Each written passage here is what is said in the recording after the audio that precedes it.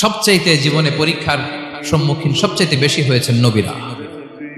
তারপরে নবীদের পরবর্তী অবস্থান যাদের, সিদ্দিকিন যারা, সোহাদা যারা, সালিহিন যারা, আল্লাহওয়ালা যারা, তাদের জীবনে পরীক্ষা বেশি।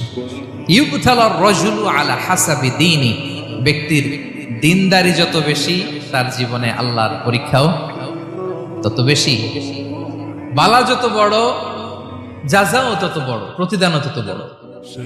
কারণ নবীদের জীবনে যদি খেয়াল করেন দেখবেন যেই নবীর জীবনে পরীক্ষা যত বেশি সেই নবীর জীবনে সফলতাও তত বেশি।